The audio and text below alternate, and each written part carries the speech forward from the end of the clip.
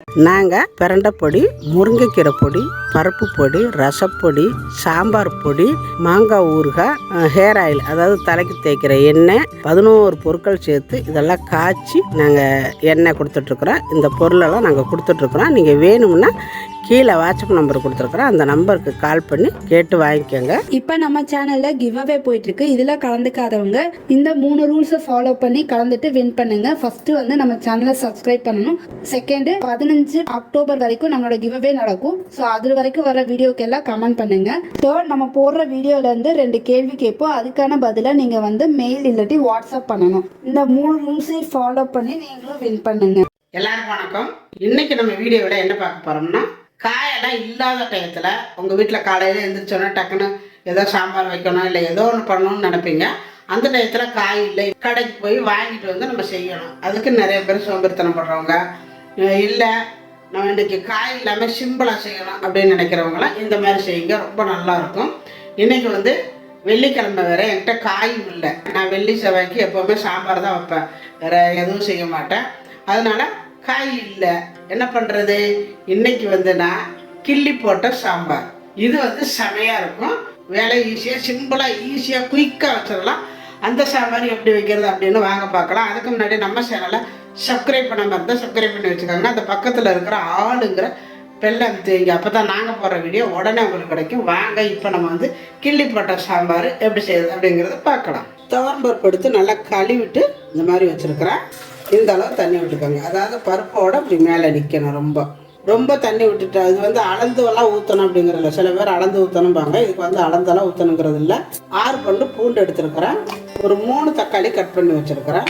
உங்களுக்கு சாம்பார் எந்த அளவுக்கு தேவையோ அந்த அளவுக்கு சேர்த்துக்கோங்க. எனக்கு வந்து சாம்பார் நிறைய வேணும், அதனால் பருப்பும் கொஞ்சம் கூட போட்டிருக்கிறேன். 3 தக்காளி போட்டிருக்கிறேன். உங்களுக்கு கம்மியாக இருந்தால் 1 தக்காளி இல்லை 2 தக்காளி கூட சேர்த்துக்கலாம். ஒரு 5 பச்சை மிளகாய் சேர்த்துருக்குறேன். கொஞ்சம் போல் கருவேப்பிலை, சவுதி பெருங்காயமா நான் வாங்கியிருக்கிறேன். ஆனால் அது எப்படி இருக்குன்னு தெரியல. சரி இன்னைக்கு போட்டு பார்க்கலாம் அப்படின்னு சொல்லிட்டு எடுத்துருக்கிறேன். பாருங்கள் இந்த மாதிரி இருக்குது. இது சவுதி பெருங்காயம். ஆனால் உடச்சாங்க பாருங்கள், இந்த மாதிரி உடையுது. எப்படி இருக்குன்னு தெரியல, இருந்தாலும் டேஸ்ட் பண்ணி பார்க்கலாம் அப்படின்ட்டு எடுத்துருக்கிறேன். அதில் கொஞ்சம் போட்டிருக்கிறேன். உங்கள்கிட்ட சாதா பெருங்காயம் இருந்தால் அது கொஞ்சம் சேர்த்துக்கோங்க. ஒரு 1/4 ஸ்பூன் அளவு சீரகம் சேர்த்துக்கோங்க. கொஞ்சம் போல் மஞ்சள் தூள் சேர்த்துக்கோங்க. இதெல்லாம் பொங்கி வராமல் இருக்கிறதுக்கு கொஞ்சம் போல் எண்ணெய் விட்டுக்கோங்க, சமையல் எண்ணெய் விட்டுக்கோங்க.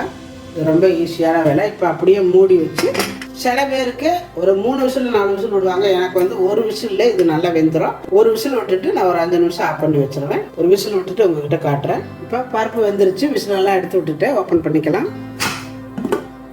இந்த மாதிரி நல்லா வெந்து மகுந்து அப்படியே நிற்கிது. இப்போ கரண்டியை வச்சு நம்ம கலக்கணும்னாலே உடஞ்சிடும், நல்லா கரைஞ்சிடும். இதை வந்து பருப்பு மரத்து போட்டு தான் கடையணும் அப்படிங்கிறது இல்லை.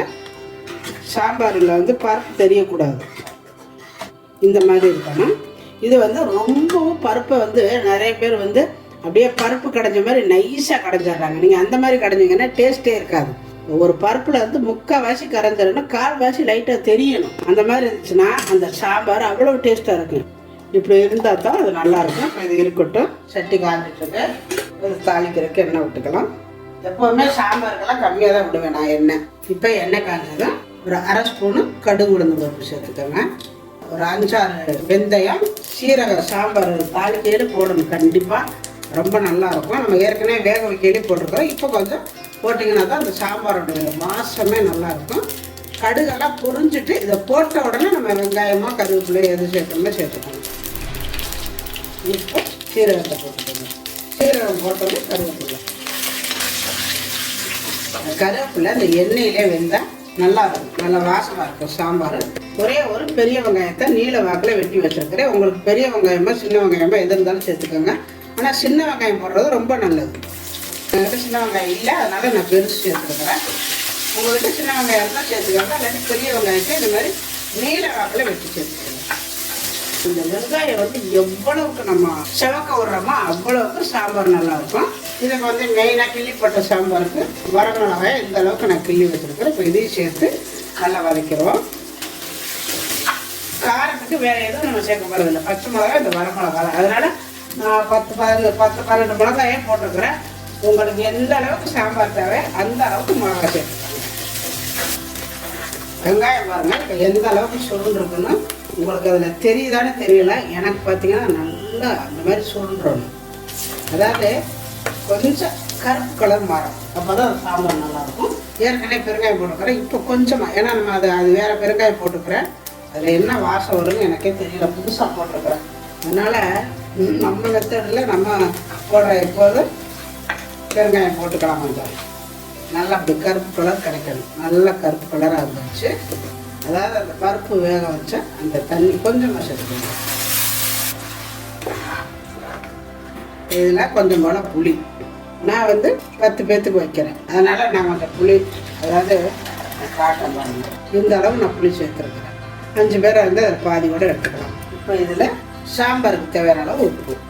இதை இந்த பச்சை வாசம் போக இதை கொஞ்சம் கொதிக்க விடுங்க. பாருங்க எப்படி நல்லா மழமழன்னு கொதிச்சு புளியோட வாசனை எல்லாம் போயிடுச்சு, பச்சை புளி வாசனை போயிடுச்சு. இப்போ நம்ம வேக வச்சிருக்கிற இந்த பருப்பை சேர்த்துக்கலாம்.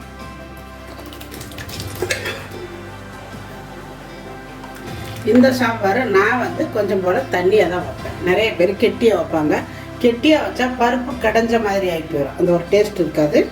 கொஞ்சம் அப்படியே லூஸாக வைக்கணும். எப்போவுமே எந்த குழம்புங்க கொஞ்சம் லூஸாக இருந்தால் அது ஒரு டேஸ்ட் கிடைக்கும், நல்லா வாசமாகவும் இருக்கும்.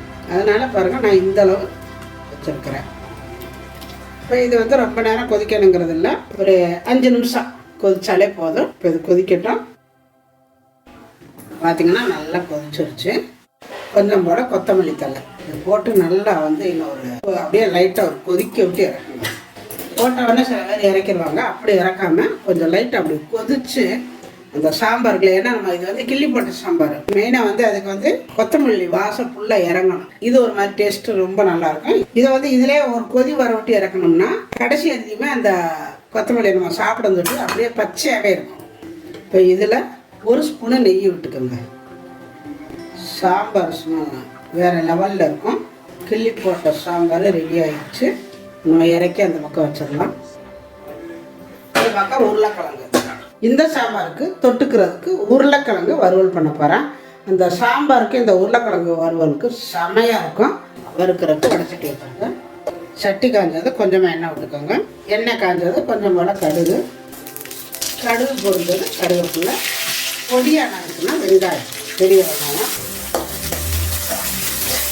வெங்காயம் வதங்கினது கொஞ்சம் போல் இஞ்சி பூண்டு பேஸ்ட்டு. உருளைக்கிழங்கு வாய்வாக இருக்கும், அதனால் கொஞ்சம் போல் இஞ்சி பூண்டு ரெண்டுமே சேர்த்துக்கோங்க.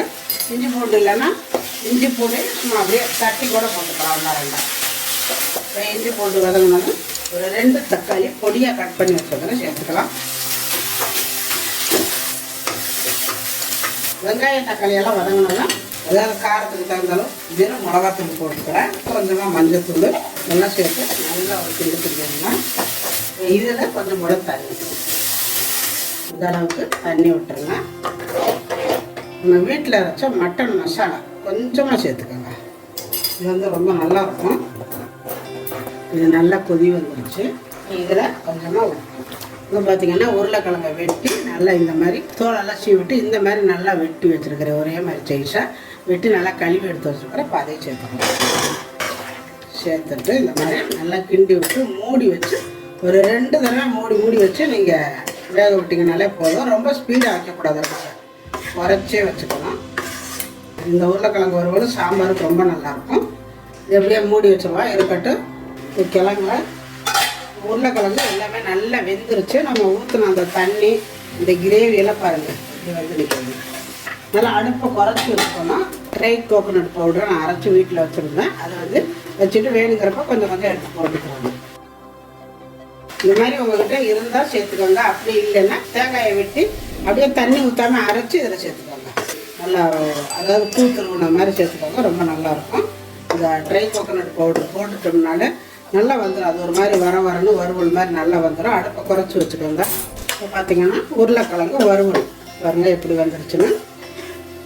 கொஞ்சம் கூட தண்ணி பச்சை இல்லாமல் நல்லா வரப்பாக நல்லா இருக்குவாங்க. போதும், அவ்வளோதான். இப்போ இதை இறக்கிக்கலாம். இப்போ அப்பளம் வறுக்கிறதுக்கு எண்ணெய் ஊற்றி காஞ்சிட்டு இருக்குது.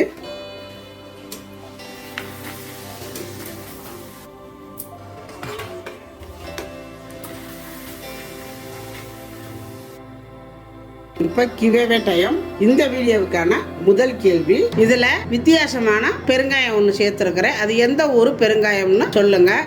இரண்டாவது கேள்வி, சாம்பாருக்கு என்னென்ன தூள் ஐட்டங்கள் சேர்த்துருக்கிறேன்?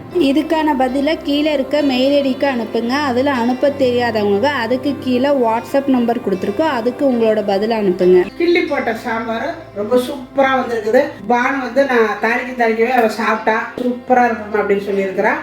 அப்புறம் இந்த உருளைக்கிழங்கு இப்போ தான் நான் செஞ்சு எடுத்துருக்கிறேன். அதுக்கு அப்பளம், இந்த அப்பளம் உருளைக்கிழங்கு அவ்வளோ அருமையாக இருக்கலாம். நீங்கள் இந்த மாதிரி செஞ்சு சாப்பிட்டு பாருங்கள். சாப்பாட்டு போட்டுக்கோங்க. சாம்பாரை வந்து கூட ஊற்றி சாப்பிடணும். அதான் லைட்டாக ஊற்றாமல் நிறைய ஊற்றி ரசம் ஊற்றுற மாதிரி அந்த மாதிரி ஊற்றி சாப்பிட்டுக்கிட்டு இந்த அப்பளத்தை எடுத்து கடிச்சிக்கிட்டு உருளைக்கிழங்கும் அதுக்கும் வேறு லெவலில் இருக்கும். இதே மாதிரி கண்டிப்பாக நீங்களும் செஞ்சு பாருங்கள். செஞ்சு பார்த்துட்டு எப்படி வந்துச்சு அப்படிங்கிறத எனக்கு கமெண்ட்டில் சொல்லுங்கள். இந்த வீடியோ பிடிச்சிருந்தா லைக் பண்ணுங்கள், ஷேர் பண்ணுங்கள், செட்டிநாடு சமையலுக்கு சப்ஸ்கிரைப் பண்ணுங்கள். நன்றி. வாழ்க வளமுடன்.